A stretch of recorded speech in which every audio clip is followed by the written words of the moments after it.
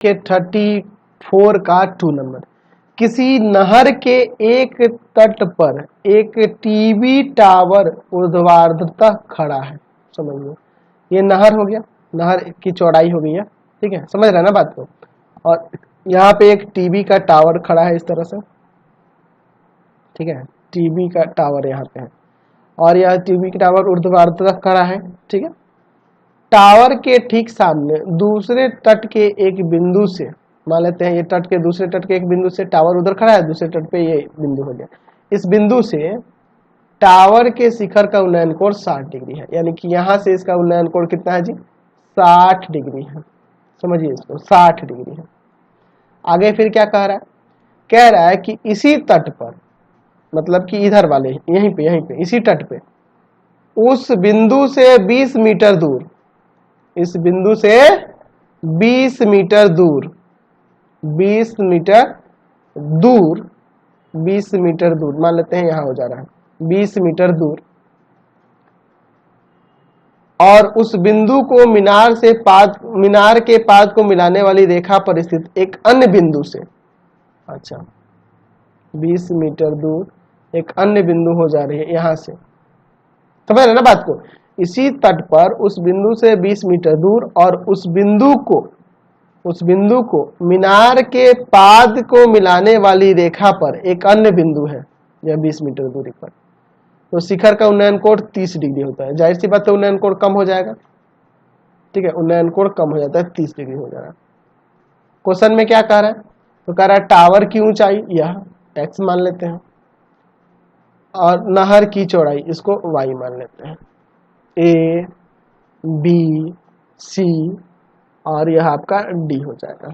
समझ रहे ना, यहां मान लेते हैं, माना टावर की ऊंचाई, टावर की ऊंचाई, टावर की ऊंचाई, टावर की ऊंचाई बराबर में x, ठीक है, और मीनार की ऊंचाई, नहर है ना, नहर सॉरी, नहर की चौड़ाई, नहर की चौड़ाई, चौड़ाई, नहर की चौड़ाई बराबर में y, ठीक है। चलिए tan थीटा बराबर क्या होता है, लंब और बटा में आधार। चलिए एक काम करते हैं, पहले चलते त्रिभुज BCD में, tan 60 लगा देंगे तो लंब हो जाएगा आपका DC और आधार हो जाएगा आपका BC। tan 60 का वैल्यू √3 x बटा में y, ठीक है। तो यहां से हम लोग लिख सकते हैं y बराबर में x बटा में √3, एज ए समीकरण 1 मान लेते हैं, ठीक है। चलिए कोई दिक्कत नहीं है। अब चलते हैं दूसरे वाले में, त्रिभुज ACD में, tan 30 लगेगा, tan 30 बराबर में लंब बटा आधार ना, तो CD बटा में AC। tan 30 का मान 1 बटा √3, CD का वैल्यू है x और AC का वैल्यू है 20 प्लस में y, ठीक है। यहाँ से क्रॉस मल्टीप्लाई कर देते हैं, तो √3x बराबर में 20 प्लस y का मान यहाँ रख देते हैं, √3x बराबर में 20 प्लस y की जगह आ जाएगा x प्लस √3, लिख देंगे समीकरण 1 से यह हुआ है। समझ गए ना।